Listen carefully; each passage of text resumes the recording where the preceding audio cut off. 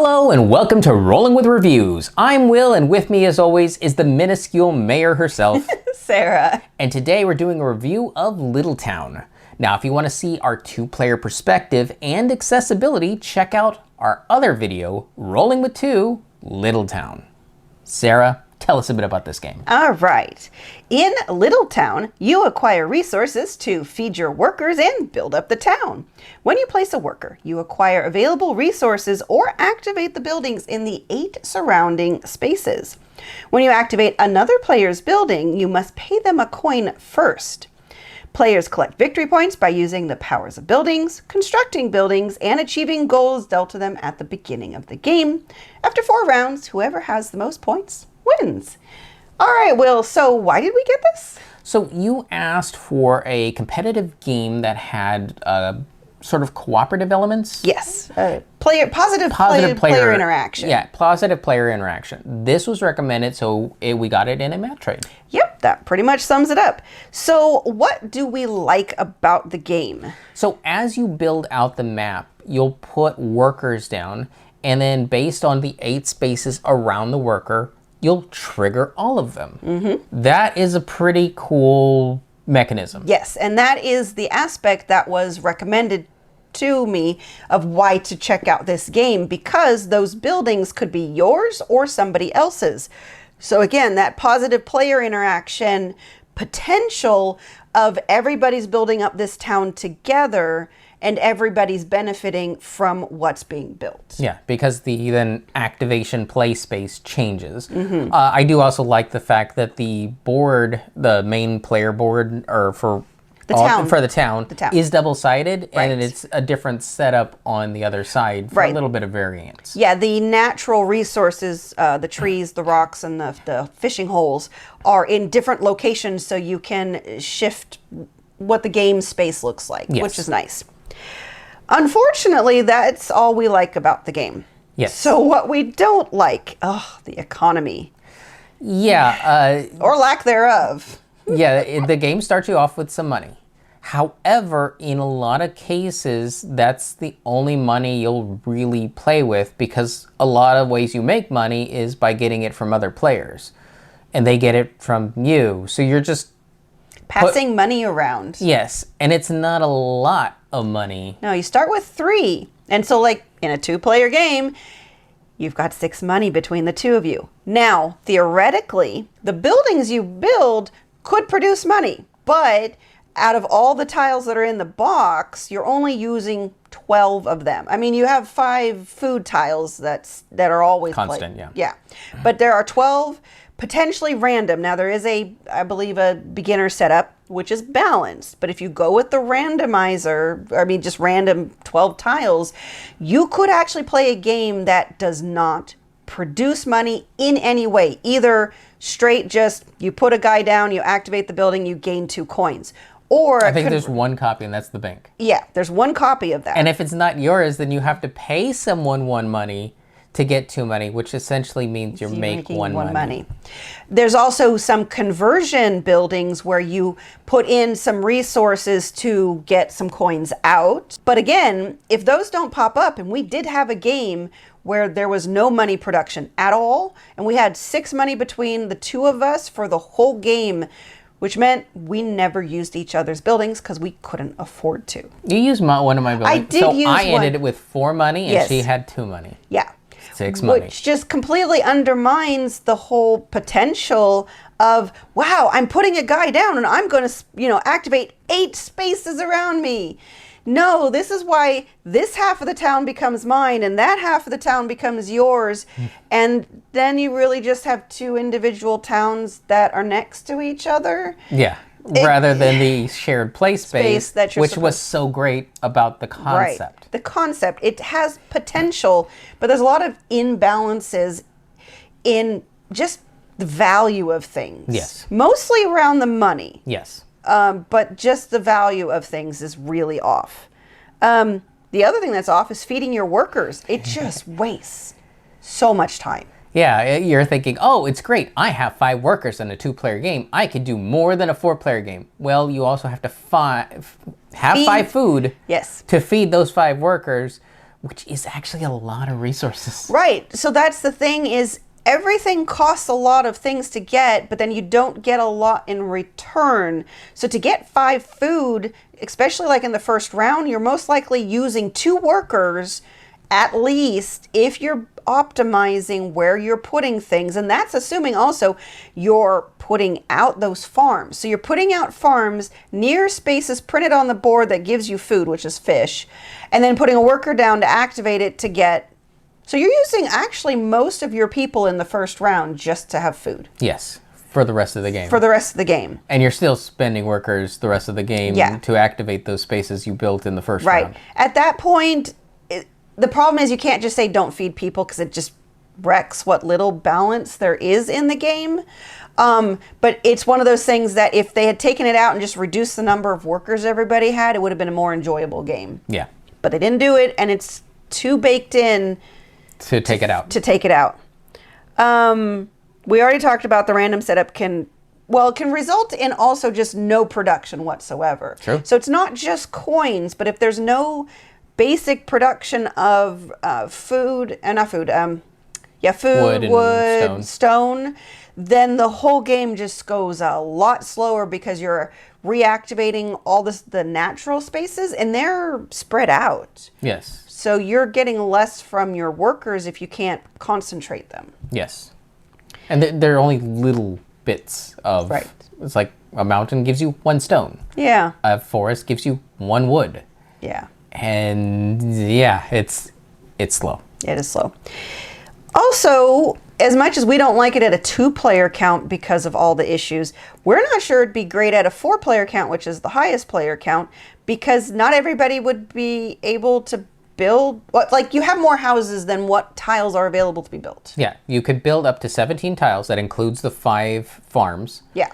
That are always in a game, and plus 12. There's no refilling. There's no changes for a 4-player game. But there's 20 houses, 5 houses amongst each player. Right. That doesn't equate. There is 3 houses too many. Right. And if you're one of those players, well, sad to be you. Yeah, because that also means you're not supposedly, theoretically benefiting from other people using your buildings because you didn't build as many. Yeah. But that's if you even have an economy that can support people using other people's buildings. Well, that's the biggest economy. That's 12 coins. Yeah, but that's if people are willing to use them. Right. And there's some accessibility issues as well. We're worried about some colorblind issues because there's the resources are just cubes and the player... gold cards also. Oh, and the gold cards. I think the gold cards might be a little more difficult to distinguish than the cubes. And then the player pieces are all exactly the same. They're just in different colors, like orange and red. Kind of worried about that. So watch our Rolling with 2 video for Little Town, and we'll go into more detail on the accessibility issues and also more details on why we don't like it at 2-player count. Yes. Okay, I think we should go over who this game is for. This is going to sound weird, but we think this is for casual gamers and probably at a 3-player count. Yeah. The cognitive load on this game is light, so it's easy to learn. The problem is for more experienced gamers, they will have had enough experience under their belt that they won't be able to look past the game's flaws. Yeah, there's a lot of easy ways to point out inconsistencies or just issues of like, why did they do this? This doesn't seem right, that kind of thing. Yeah, and especially if you like get the whole little bonus 4-pack. There's like 1 card or 1 tile in there that costs 10 wood. Yeah. And its benefit happens at the end of a round. Well, you can't do it in the first round because that's where you need to set up all your food. You need food, yeah. So probably at the 3rd or 4th round, and by that time, its benefit is already halfway spent. Right, so the benefit from the building is never worth the cost of building it. Yes, and you being able to see those type of things is like, this is just Yeah. Who balanced this is going to be your question. Right. So you need someone who's asking less questions, and that's going to be your casual gamers. Right. I think this would be good, though, for some casual gamers, because I think it will introduce very interesting concepts to them. Yes, in very light ways. In very light ways that will not overload them. Right. I don't think it'll have very long legs. Like, they probably won't want to play it very long. Yeah. But I think it would be a good introductory game. Yeah, we've had many games of that sort when we started our board game collection where this was the greatest thing since sliced bread, and then a few years down the line says, why did we think this was even a good game? Great? Yeah. Yes. This might be that type of game. Agreed. All right, let's move on to our ratings. For our ratings, we each have 1d6 worth of ratings to give. 1 is low, 6 is high. We give a number, a reason why, add them together, and see what it rolled for us. Sarah, what did Little Town roll for you? I think I might be a little generous here. I give it a 2. Now, I give it a 2 because the core concept of putting your worker down and activating the 8 spaces around it in the ideal perfect situation is fantastic, because you get to do a really cool puzzle of activate some resources, convert some resources, activate another building to convert some other things, and it can be a really neat, like, combo-y domino thing. The problem is, most of the time, that will never happen. For me, also a 2. For all the same reasons you just said. It has that fantastic idea. Poor execution. The rest of the game, I'm not sure holds up, and there's so many balancing issues that I see that it just ruins the experience for me. So even though it has this concept that I would really like to get into, see happen and see explode, it's just, I know it's not going to happen. Especially at the player count that we have, because, well, we don't have enough money to do that. Nope. So 4 out of 12, pretty bad score. Yep. Though it has a few redeeming qualities, which is why it's not, say, a 2. Agreed. Okay. Now, Sarah, I'm going to ask you another design question. Okay. House rules. Okay. Is there anything you can see that would probably save this for, say, a more experienced gamer? You would need to pre-choose the tiles. You just have to not do the random setup. You would need to make sure that there are producers and equivalent converters, and probably like if you have the goodies tile, you wouldn't want to use that one that costs 10 wood. Yeah, or change the cost. Right, or change the cost on it. Maybe set up like 4 tiles need to be producers. Right. 4 tiles need to be... So maybe you could do, like, you would separate them out by type, straight producers, converters, and then, like, just the things worth victory points, or that, you know, those type of things. And then you could say, okay, we need to have 4 producers. You'd randomize the tiles and you'd pick them. And the same with the converters. Now, you have to be careful with the converters, because there's converting resources to resources, and there's converting resources to victory points. You might need to further separate those and get a random assortment of each of those, and then figure out what you want to do with those weird ones that personally I could live without. Right. The only other thing I wonder about is to boost the economy. Not just the money economy, but the resource economy, is the natural stuff gives 2 of everything.